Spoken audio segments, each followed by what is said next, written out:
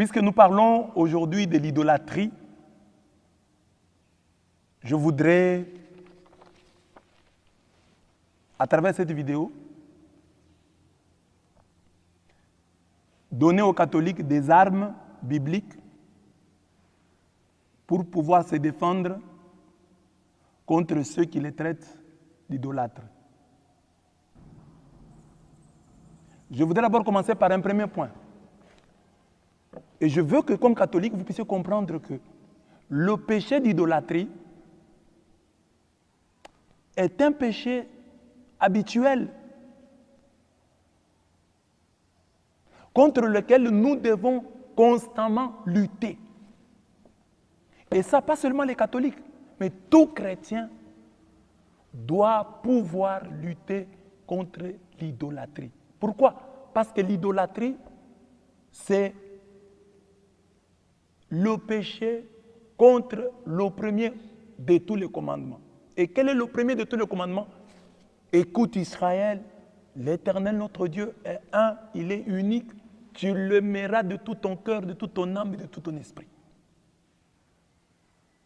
Alors, chaque chrétien doit savoir que lorsque dans son cœur l'amour de Dieu diminue, il est idolâtre. C'est mon premier point. Le fond du péché d'idolâtrie. Catholiques, on nous accuse tellement d'être idolâtres que certains, à force de l'entendre, sont de plus en plus convaincus que c'est vrai. Commencent même à développer un sentiment de culpabilité à ce sujet-là. La première question qu'un chrétien doit se poser est la suivante, au sujet de l'idolâtrie est la suivante. Est-ce que mon amour, les catholiques qui se posent la question, tu veux savoir, tu as des hésitations, tu dis est-ce que moi je suis catholique, suis-je idolâtre, oui ou non? Voilà la question que tu dois te poser. Mon amour envers Marie, la mère de Dieu, mon amour envers les anges, mon amour envers les saints, me rend-il esclave? Là, beaucoup diront non. Mais je pose la même question, mais avec d'autres éléments. Mon amour pour l'argent, mon amour pour le sexe, mon amour pour le pouvoir, mon amour pour le sport, mon amour pour mes études, mon amour pour mon job, fait-il de moi un esclave? Là, tu commences à hésiter. Tu vois donc que si à la première partie de la question, tu peux dire non. Mon amour pour Marie ne me sépare pas de Dieu, ne me rend pas esclave. Je suis libre d'aimer Dieu. Parce que vous devez savoir que le Exode 20, 1 à 5, qui porte sur l'idolâtrie, qui interdit l'idolâtrie, commence par un appel à la liberté. Écoutez, alors Dieu prononça toutes ces paroles en disant, « Je suis l'Éternel ton Dieu, qui t'ai fait sortir du pays d'Égypte, de la maison de servitude. » De la maison de servitude. Tu n'auras pas d'autre Dieu devant ma face. Voilà. Donc Dieu se présente comme celui qui a fait sortir Israël de la maison de servitude. Comme un Dieu libérateur. Et c'est après s'être présenté ainsi qu'il parle de l'idolâtrie. Ce qui n'est pas un hasard. Ce n'est pas un moindre détail. Ça veut donc dire que le Dieu qui interdit l'idolâtrie, c'est un Dieu libérateur. C'est un Dieu qui promeut notre liberté, qui veut notre liberté. Comme on le dit dans Galates 5.1, Christ vous a affranchis. Alors, ne retournez plus sous le joug de l'esclavage. C'est pour que vous soyez affranchis, pour que vous soyez libres, que Christ vous a affranchis. Alors, ne retournez pas à vos vomissures. Ne reprenez pas les chaînes de votre esclavage. Voilà pourquoi je pose la question. Est-ce que ta dévotion mariale, ta dévotion envers les saints, toi qui es catholique, ta dévotion envers les anges te rend-elle esclave? Si tu dis oui, tu es idolâtre et tu dois abandonner cette dévotion-là. Mais si tu dis non, mon amour pour Marie ne me sépare pas de Dieu, ne fait pas de moi un esclave. Tu n'es pas idolâtre sur ce point-là. Mais je pose la même question. Avec d'autres éléments, je dis, est-ce que ton amour pour l'argent, ton amour pour le sexe, ton amour pour le pouvoir, ton amour pour tes études, pour ton travail, pour telle et telle chose, pour la gloire, est-ce que cet amour-là ne fait-il pas de toi un esclave? Si tu hésites, ou si tu réponds oui, c'est que tu es un esclave. Et en tant que tel, tu dois te convertir.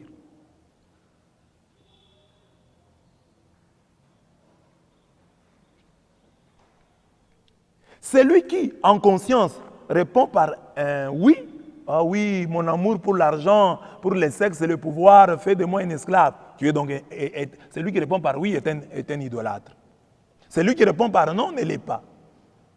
La première interdiction donc contenue dans Exode 20, 1 à 5, c'est « Tu n'auras pas d'autre Dieu devant ma face ». La question ici est, Marie, les saints, les anges et leurs statuts sont-ils des dieux pour moi?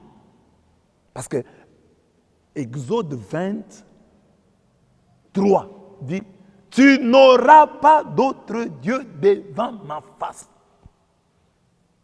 Parce que souvent les sectaires sautent là-dessus. Ils vont directement au verset 4. Tu ne feras pas d'image sculptée. Non. L'essentiel, c'est le verset 3. Tu n'auras pas d'autre Dieu devant ma face.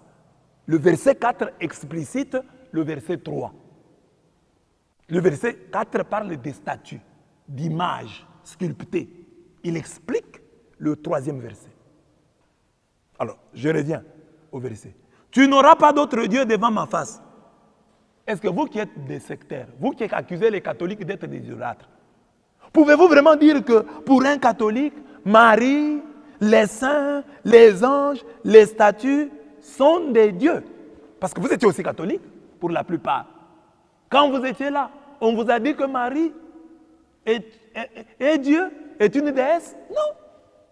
D'ailleurs, la prière de l'Ave Maria le dit clairement. Je vous salue Marie. C'est biblique, hein? Pleine de grâce. Le Seigneur est avec vous. C'est biblique. Ce sont les paroles de l'ange. Tu es bénie entre toutes les femmes. Et Jésus, le fruit de vos... Les paroles de l'ange et les paroles d'Élisabeth. Maintenant, la parole de l'Église, la prière. Sainte Marie, Mère de Dieu. Priez pour nous. Elle prie pour nous auprès de Dieu. Auprès de Dieu. Donc, c'est-à-dire qu'elle n'est pas Dieu. Parce qu'on lui demande de prier pour nous. Vous n'allez pas demander à un Dieu de prier pour vous. Priez pour nous. Donc, Marie prie pour nous. Pauvres pécheurs, maintenant et à l'heure de notre mort, elle prie pour nous. Donc, au-dessus d'elle, il y a Dieu. Elle n'est pas une déesse.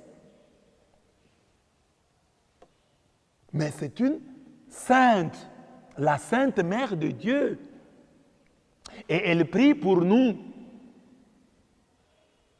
Ah, les sectaires disent non, mais elle est déjà morte. Si vous dites Marie prie pour nous, vous êtes en train d'invoquer les morts. Et il cite même des textes de la Bible. Oh, les textes a dit n'invoquez pas les morts. Il faut bien lire les textes. Le texte parle d'évoquer les morts. Ceux qui évoquent les morts.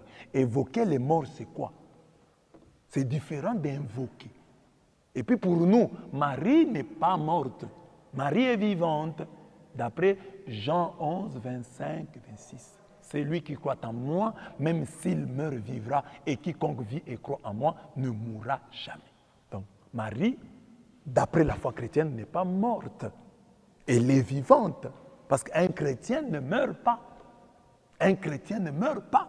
C'est lui qui croit en Jésus. On ne dit pas qu'il aura la vie éternelle. Il a la vie éternelle demeurant en lui.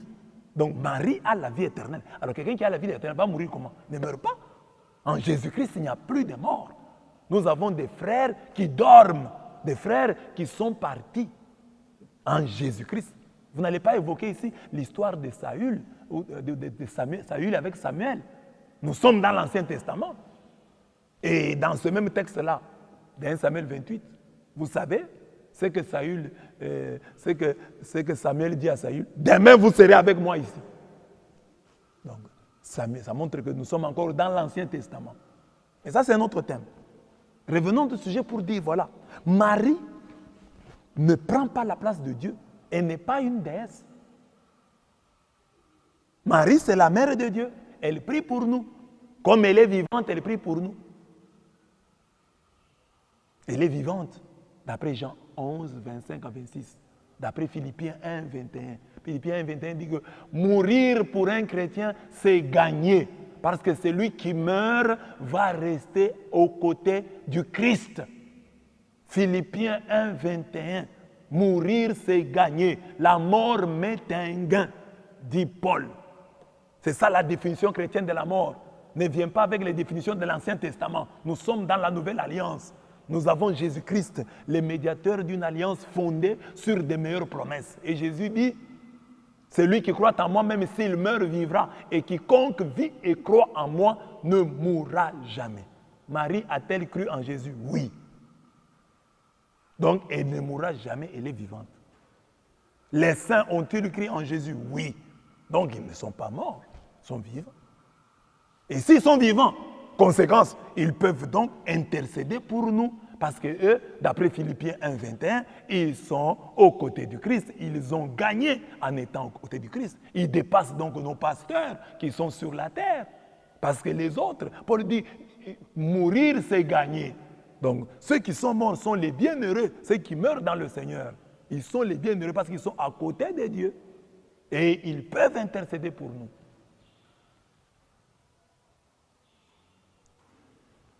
Alors, je disais donc, Marie, donc tu n'auras pas d'autre Dieu devant ma face. Alors, il faut que les sectaires vous prouvent, vous catholiques, que pour vous, Marie, les saints, les anges sont des dieux. Parce que Exode 23 dit, tu n'auras pas d'autre Dieu devant ma face.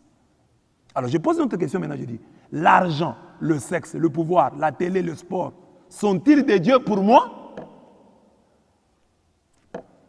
Là, on commence à hésiter. Je suis en train de poser ces deux types de questions pour vous montrer là où se trouve aujourd'hui la véritable idolâtrie.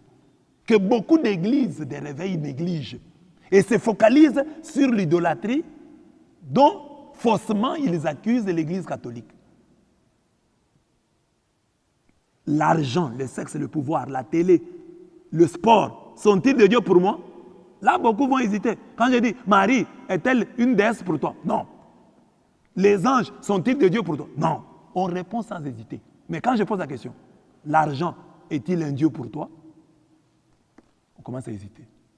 Peut-être parce qu'il y a des fois où j'abandonne Dieu pour l'argent. Mais il n'y a qu'aucun chrétien qui va dire, il y a des fois, j'abandonne la Vierge Marie pour Dieu. Non. Et j'abandonne Dieu pour la Vierge Marie. Impossible. Quand est-ce qu'on va... Parce que quand tu t'adresses à la Vierge Marie, tu dis qu'elle intercède pour toi auprès de son Fils. Qu'elle intercède pour toi auprès de Dieu. Donc, il n'y a pas de Vierge sans Christ. Il n'y a pas de Vierge sans Dieu. Il n'y a pas de saints sans Dieu. Les saints là sont les saints de Dieu. Les anges sont les anges de Dieu. Marie est de Dieu. Mais on peut avoir l'argent, le sexe déjà lui-même, l'argent, hein, quand ils sont péchés. L'argent, le sexe, le pouvoir, quand ils sont péchés, ils sont sans Dieu. Ils marchent sans Dieu. Mais on ne peut pas imaginer une Marie sans Dieu. Des anges de Dieu, sans Dieu. Les anges qui ne sont pas de Dieu, on les appelle les démons. Mais les anges de Dieu ne se conçoivent qu'avec Dieu. Ils doivent nous rapprocher. Marie nous rapproche de Dieu. Les saints nous rapprochent de Dieu. Les anges nous rapprochent de Dieu.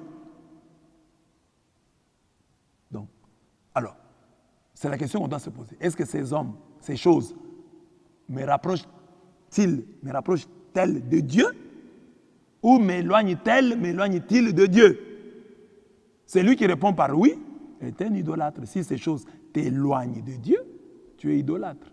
Si ces choses ne t'éloignent pas de Dieu, tu n'es pas idolâtre. L'idolâtrie est donc fondamentalement un péché contre le premier commandement du décalogue. Le premier commandement de Dieu dit, écoute Israël, tu aimeras Yahweh ton Dieu de tout ton cœur, de toute ton âme et de tout ton pouvoir. C'est ça le premier commandement. Le reste ici, tu n'auras pas d'autre Dieu, tu ne feras point. C'est l'explicitation de ces commandements, de ce schéma Israël. Quand on demande à Jésus quel est le premier, le plus grand de tous les commandements, il donne celui-ci. Deutéronome 6, 4 à 5. Écoute Israël, l'Éternel est ton Dieu est unique. Tu l'aimeras de tout ton cœur, de toute ton âme et de tout ton esprit. Voilà là le fond du péché. Donc, catholique et non catholique, je nous interprète sur ce point-là en disant, bien-aimé, l'idolâtrie n'est pas dans les statues.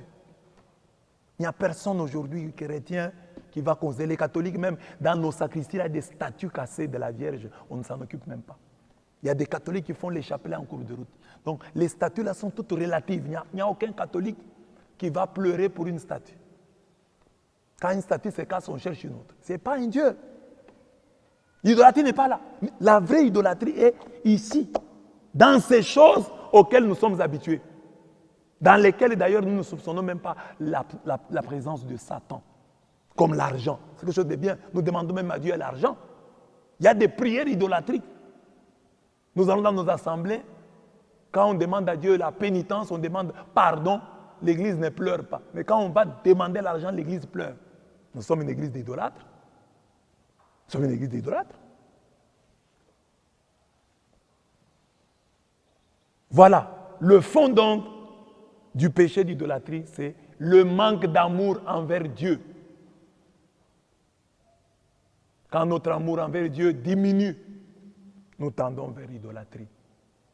Quand quelque chose vole la vedette à Dieu dans notre vie, nous sommes dans l'idolâtrie. Alors maintenant, j'ai deux autres points. Toute statue, le premier point, toute statue, toute image n'est pas idolâtrique. C'est l'erreur de nos frères des églises de réveil. Ils croient, eux, que toute image, toute statue est idolâtrique. Mais vous ne lisez pas les Écritures. Si quelqu'un lit les Écritures, ne peut pas dire ça. Je vais le démontrer. Tu ne te feras point d'image taillée, ni de représentation quelconque des choses qui sont en haut dans les cieux, qui sont en bas sous la terre, qui sont dans les eaux plus bas que la terre. C'est ça l'interdiction. Donc, si nous lisons ces textes littéralement, qu'est-ce que nous allons dire? Donc, Dieu interdit toute statue, parce qu'il parle d'image taillée. Dieu interdit toute image sculptée. Il ne parle pas ici des photos, hein? Donc, si les photos sont exclues, parce que les photos ne sont pas des images taillées, ne sont pas des images sculptées. Alors, arrêtons-nous aux images taillées, parce qu'il y a des gens qui font des programmes quand ils voient une photo. Mais ici, pour être littéral, nous allons dire Exode 24, chapitre 20, verset 4, interdit donc toute sculpture, image taillée. De quoi? Des choses qui sont en haut dans les cieux. Les choses qui sont en haut dans les cieux. Par exemple, quelles sont les choses qui sont en haut dans les cieux? Bon. Disons seulement, remplaçons, parce que les choses qui sont en haut dans les cieux, c'est difficile de nous dire les choses qui sont là. Parce qu'un ange n'est pas une chose. Bon. Disons, des êtres qui sont en haut dans les cieux. Alors, si nous avons des êtres qui sont en haut dans les cieux, il ne faut pas faire une statue de Dieu, une statue des anges. On ne peut pas faire une statue parce que les anges sont aux cieux. Il ne faut pas faire une statue des saints parce qu'ils sont aux cieux. Les saints, nous les catholiques, nous sommes qui sont dans les cieux. Marie, aujourd'hui, nous sommes qu'elle est dans les cieux. Nous ne pouvons pas faire une image de Marie parce qu'elle est dans les cieux. Bon. Ok. Mais on continue. Qui sont en bas sur la terre. Ah bon? Donc on nous interdit même de faire une image, une statue, comme la statue de Lumumba là, elle est interdite par la Bible. La statue de Lumumba à l'entrée de Kinshasa, elle est interdite par la Bible. Parce qu'on dit, ne faites pas d'images sculptées, des choses qui sont en bas sur la terre. L'aigle qui se trouve devant les églises, certaines églises branhamistes là, il ne faut pas faire ça. La pyramide, il ne faut pas faire ça.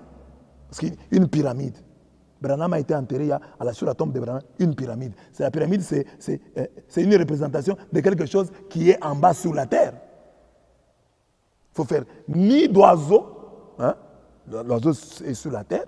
Il ne faut pas faire la représentation d'un lion. Il ne faut pas faire la sculpture d'un lion. Sculpter un crocodile, c'est interdit. Donc les enfants, les jouets que les enfants ont, s'ils sont en bois ou sculptés, hein, sont des œuvres d'art. Il ne faut pas en avoir. C'est interdit par la Bible, d'après l'interprétation littérale de ce texte. Il ne faut pas avoir des statues de poissons. On voit des gens qui ont des porte-clés et au bout là, il y a un poisson. C'est interdit, d'après l'interprétation fondamentaliste de ce verset. Est-ce que c'est cela, comprendre les Écritures? Non! Ce n'est pas ça, comprendre les Écritures. Pourquoi j'ai dit ça? Parce que le peuple d'Israël, qui est le peuple de l'Alliance, Jésus dit, le salut vient des Juifs. Jean 4, 22. Le salut vient des Juifs. Les épîtres que nous avons ici, la Bible, elle est d'origine juive. Le salut vient des Juifs. Alors, si nous voulons comprendre ce texte, nous devons regarder les enfants d'Israël, comment eux, ils ont vécu cette parole. Comment les Juifs ont-ils vécu l'interdiction des statues? C'est ça qui va nous permettre de comprendre que toute statue, toute image n'est pas idolâtrique. Parce que le salut vient des Juifs. Les Juifs, c'est eux les détenteurs de la vérité en ce domaine. Donc, c'est eux le modèle que nous devons regarder. Le salut vient des Juifs. C'est Jésus qui dit ça. Jean 4, 22. Le salut vient des Juifs. Paul dit aux Romains, c'est à eux qu'appartiennent les alliances. Dieu a conclu l'alliance avec Israël. C'est à eux qu'appartiennent les promesses. Les promesses qu'il a faites là, c'est à leurs ancêtres. C'est à eux qu'appartiennent les patriarches. Abraham n'est pas un Kassaïen. Moïse n'est pas un Mukongo. Ce sont des Juifs. Donc, si nous voulons, nous sommes des Congolais, nous voulons comprendre ces choses, Exode 23, regardons les Juifs. À eux appartiennent les alliances, les promesses, les patriarches, et même Christ, selon la chair, appartient aux Juifs. Le salut vient des Juifs. Jean 4, 22, Romains 9, 4. Alors, que nous disent les Juifs? Les Juifs nous montrent que Dieu n'est pas contre les arts plastiques. Parce que dans les arts plastiques, qu'est-ce que nous avons? Nous avons l'architecture, par exemple. L'architecture. Il y a des maisons qui ont des formes d'animaux, d'objets et même de personnes. Donc, Dieu serait-il contre l'architecture? Dieu serait-il contre la sculpture?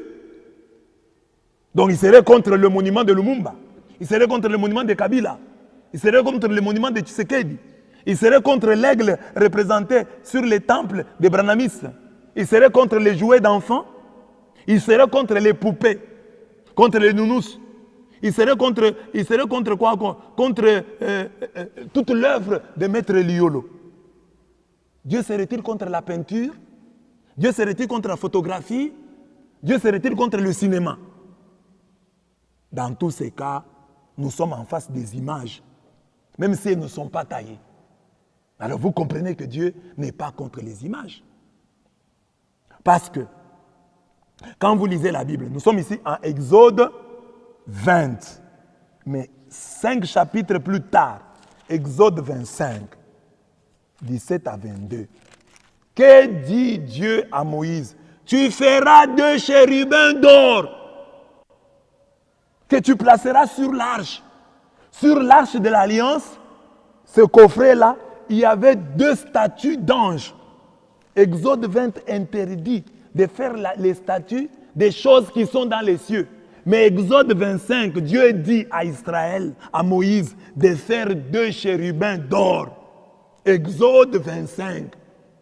Dieu se contredit-il ou c'est toi qui ne comprends pas? C'est toi qui ne comprends pas parce que Dieu ne peut pas se contredire. Toutes les statues ne sont pas des idoles. Dieu n'est pas contre les statues, mais Dieu est contre l'usage que les hommes peuvent en faire. En Exode 25, 17 à 22, Dieu dit à Moïse de faire 2 chérubins et de les poser sur l'arche. Et vous connaissez l'histoire de l'arche. L'arche, c'était un coffret. Israël, quand il était en guerre, il disait, allez faire venir l'arche, que l'arche soit au milieu de nous, que l'arche combatte pour nous. Même si ces jours-là, ils ont été battus malgré l'arche. Mais nous savons ce que l'arche a fait, les ravages de l'arche chez les Philistins. Dagon, qu'est-ce qui a écroulé Dagon? C'est l'arche avec les statues, un objet religieux, un objet d'art religieux. Avec des statues, c'est cet objet d'art qui a fait tomber Dagon dans son propre temple. C'est l'arche. Pourquoi les Philistins furent-ils frappés d'hémorroïdes? C'est à cause de l'arche qu'ils avaient emportée. Donc l'arche, c'était un symbole de la présence de Dieu. C'était pourtant une œuvre d'art avec des statues d'anges, des statues de chérubins au-dessus. Si vous lisez Nombre 10, 35 à 36, vous lisez 1 Samuel 4 à 6, vous allez voir les œuvres de l'arche. Je pourrais revenir une autre fois. Les œuvres de l'arche, les merveilles de l'arche. Et c'est là que vient le nom Ichabod. C'est 1 Samuel 4. Quand on prend l'arche, Israël dit Ichabod. Il dit on peut nous frapper, on peut nous tuer. Mais quand on arrive à prendre l'arche, ça veut dire qu'il n'y a plus de gloire en Israël. Nous connaissons l'Ichabod. Il n'y a plus de gloire. Ichabod, ça veut dire qu'il n'y a plus de gloire. Mais ce nom-là est venu d'où? C'est quand on a pris l'arche, qui était un objet d'art, avec des statues. Si les chrétiens, les églises de réveil d'aujourd'hui avaient vécu au temps de Samuel, ils qualifieraient les gens du temps de Samuel d'idolâtres, les juifs de ce temps-là, comme étant des idolâtres. Alors, c'était eux. Le salut vient des juifs. Ils avaient du respect pour l'arche. Et partout où l'arche passait, les gens qui refusaient de crier, ils étaient frappés. Certains mouraient. Uza qui a touché l'arche est mort. Mais Obed-Edom qui a pris l'arche a trouvé la vie. Mais ce sont les églises de réveil qui chantent. Sandokwa mibeko eke iwapie eke kopambola Obed-Edom Sandokwa mibeko eke kopambola. C'est moi qui ai chanté. C'est lui qui a chanté là, il est catholique. Sandokwa yamibeko eke kopambola.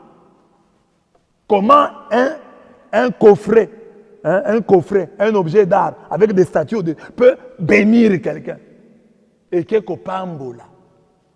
Ça signifie que c'était un objet d'art, un coffret avec des statues d'anges, mais qui était rempli de la présence de Dieu. On ne pouvait pas blaguer avec. Mais il y avait des statues, mais ce n'étaient pas des idoles. Mais on devait respecter l'arche.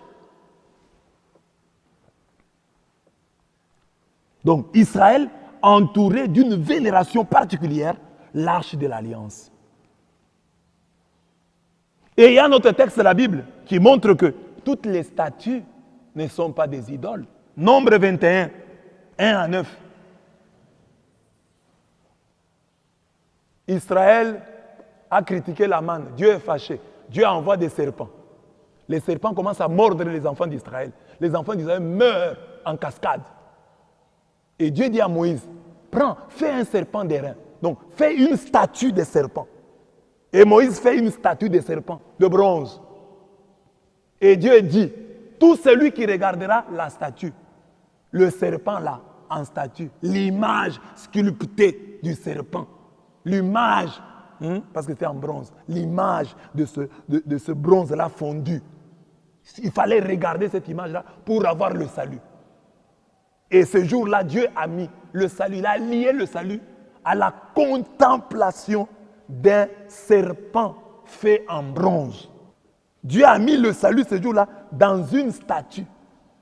Est-ce que cette statue-là était une idole? Non! Ce n'était pas une idole. Au moins dans ce moment. Au temps d'Ézéchias, la statue va devenir idole. Parce que les gens vont commencer à lui offrir, à lui présenter des offrandes. Mais ici, ce n'était pas encore une idole. Et Ézéchias va briser le Néhushtan. Cette statue-là est devenue idole. Mais ici, Elle n'est pas idole. Mais les gens la regardaient pour avoir le salut. Dieu pouvait dire, celui qui sera mordu, qu'il crie Alléluia, qu'il se touche à la tête, qu'il se lave les mains. Non, Dieu a dit ce jour-là, pour être guéri, il faut regarder la statue. Quelle statue? Une statue de serpent. Donc, c'est la preuve que Dieu n'est pas contre les statues. Dieu est contre l'usage que les hommes font des statues. Il y a encore un autre texte. Il y a encore un autre texte qui montre que Dieu n'est pas contre l'usage, contre les statues, mais contre l'usage que les hommes peuvent en faire. C'est que le texte, c'est 1 Chronique 3.10. 1 Chronique 3.10. On dit que dans le temple construit par Salomon, mais il y avait des images de veaux au mur, hein? Il y avait des images de vaches au mur. Et ici, on dit que dans le Saint des Saints, 1 Chronique 3.10, dans le Saint des Saints, dans le lieu très saint, Salomon, après avoir construit les temples, il a mis dans le Saint des Saints 2 statues d'anges, des chérubins, des statues gigantesques de 2 mètres et demi, pas de 2 mètres et demi, les ailes des chérubins, les ailes mesuraient 2 mètres et demi. Alors, vous imaginez, si les ailes d'un ange ont 2 mètres et demi, l'ange là peut avoir quelle dimension? Donc, dans le Saint des Saints, dans les temples construits par Salomon, les temples que Dieu a acceptés, que Dieu a consacrés, la nuée de gloire est descendue sur ces temples-là, après la prière de Salomon. Dans ce temple-là, dans le lieu très saint, où les grands prêtres n'entraient qu'une fois l'an, dans ce lieu très saint-là, il y avait des statues d'anges. Preuve que Dieu n'est pas contre les statues, mais il est contre l'usage que les hommes peuvent en faire. Un autre exemple, Isaïe 56, 4 à 5. Dieu promet à ces eunuques, ces hommes, ces étrangers, ces païens qui s'attacheront à lui, qui n'ont pas d'enfants. Dieu leur dit, vous n'avez pas d'enfants, ne vous en faites pas. Moi, Dieu, je vais m'occuper de vous. Je vais vous construire à chacun un monument dans ma maison. Je vous construirai, je vous donnerai un monument dans ma maison. Dieu promet à ceux qui lui sont fidèles d'avoir un monument dans sa maison. On peut comprendre ça littéralement, on peut aussi comprendre ça spirituellement. Mais Dieu dit, c'est-à-dire que les gens qui lui sont attachés ne seront pas oubliés. Ils auront dans le temple de Dieu un monument. C'est ainsi que dans nos églises, vous trouvez la statue de Saint Joseph, c'est un monument. Vous trouvez la statue de Moïse, c'est un monument. Dieu a promis à ceux qui lui sont attachés des monuments, des stèles dans son temple. Des monuments dans le temple de Dieu. Donc, c'est normal qu'il y ait des monuments dans les temples de Dieu. Dieu n'est pas contre les statues, Dieu est contre l'usage que les hommes en font. Et quel est l'usage que les hommes font des statues? Dieu est contre les statues que les hommes transforment en divinité. Les statues qui deviennent des idoles. Les statues qui deviennent des petits dieux. Ce sont ces statues-là que Dieu n'aime pas. Les statues qu'on divinise. Mais si une statue est là comme statue, elle n'a pas le statut de Dieu, c'est une statue tout simple. Tout simplement. Et Dieu n'est pas contre elle. On peut la vénérer, on peut la respecter parce qu'elle représente. Vous n'allez pas. Vous voyez, quand il y a des manifestations, par exemple des musulmans contre les États-Unis, ils brûlent les drapeaux des États-Unis. Et ça fait mal aux Américains. Mais le drapeau là n'est pas les États-Unis. Mais quand on le brûle, ça fait quelque chose. La même chose, quand un garçon et une fille sont fiancés, quand ils se séparent, nous voyons souvent dans les albums là, on a coupé la tête de quelqu'un. Parce qu'on ne l'aime plus. Mais on n'a pas coupé la tête physiquement de la personne. Mais à partir de la photo, c'est qu'on fait, le mal qu'on fait à la photo, on l'a fait à la personne. Symboliquement à la personne. La même chose, la statue de la Vierge Marie. Nous devons l'entourer de respect, sans l'adorer. Nous la respectons. Comme toi, tu respectes la photo de ta maman. Si quelqu'un vient et déchire la photo de ta maman, ça va t'énerver. La photo de ta maman, tu dois la placer à un bel endroit. La photo de ton mari, tu dois la placer à un bel endroit pour que les gens la voient. Mais si toi tu viens, tu enlèves la photo. Ta femme est partie en congé. Elle avait une photo à l'entrée de la maison. Dans la maison, quand vous entrez juste au salon, vous voyez sa photo. Elle rentre des vacances, elle trouve sa photo déchirée sur la table. Ce n'est pas un message, c'est un message. Donc la photo doit être respectée, même si ce n'est pas elle la femme. C'est ça que les catholiques font et que les autres ne comprennent pas. Nous vénérons sans adorer. Adorer, c'est placer au-dessus de tout. Il n'y a que Dieu qui est adorable, parce que lui est au-dessus de tout. Marie, nous disons, Sainte Marie, prie pour nous. Comment vous dites à quelqu'un, prie pour nous, et puis vous l'adorez? Non, on ne peut pas l'adorer. C'est Dieu qui est adorable. Alors je dis ici, les statues que Dieu refuse, ce sont les statues divinisées, transformées par les hommes en Dieu. Les statues qui sont devenues des idoles. Alors je pose la question catholique. Vous qui êtes catholique, vous êtes légionnaire. Est-ce que la croix de Jésus, est-ce que la statue de Marie, est-elle pour vous une divinité? Non, ce n'est pas une divinité. La preuve est que si la croix se casse, vous n'allez pas prier. Mais regardez dans la Bible, vous lisez dans les livres de Samuel, vous verrez comment les idolâtres se comportent quand leur statue est brisée. Regardez les adorateurs de Dagon, leur comportement. Nous ne sommes pas comme ça. Donc nous sommes en train de faire le chapelet. La statue de la Vierge tombe. Nous allons continuer le chapelet ou nous allons arrêter? Nous allons continuer. C'est que ce ne sont pas des idolâtres. Dieu n'est pas contre les statues. Dieu est contre l'usage que les hommes en font. Et quel est l'usage que les hommes font des statues? Ils les divinisent, ils les adorent, ils en font de Dieu. Et c'est ça que Dieu n'aime pas. Parce que si Dieu était contre les statues, nous n'aurions pas les chérubins sur l'arche de l'Alliance, comme cela nous est dit dans Exode 25, 17 à 22. Si Dieu était contre les statues, nous n'aurions pas tous ces textes comme Nombre 10, 35 à 36, 1 Samuel chapitre 4, chapitre 5, chapitre 6, qui nous parle de l'arche de l'Alliance et du respect dont Israël l'entourait. Nous parle de l'arche de l'Alliance et nous montre les merveilles de cette arche et les ravages qu'elle faisait dans le camp de l'ennemi. Si Dieu était contre les statues, nous n'aurions pas un texte comme celui qui nous parle du serpent de bronze, Nombre 21, 1 à 9. Si Dieu était contre les statues, nous n'aurions pas les statues gigantesques qu'on trouvait dans le Saint des Saints du temple construit par Salomon. On en parle en 2 Chroniques 3, 10. Si Dieu était contre les statues, il ne promettrait pas à ses eunuques une stèle, c'est-à-dire un monument funéraire dans ses murs, dans sa maison.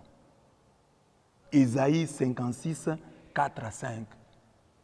La version de Louis II parle du nom, parle d'une place, mais la Bible du Semeur, la Bible de Jérusalem, parle de la stèle. Et une stèle, c'est un monument funéraire. Dieu dit, il y aura des monuments funéraires des saints dans sa maison, des eunuques attachés à sa loi dans sa maison. Donc Dieu n'est pas contre les statues. On peut en trouver dans ses murs, dans sa maison. Nous avons montré à travers ces textes que nous venons de citer.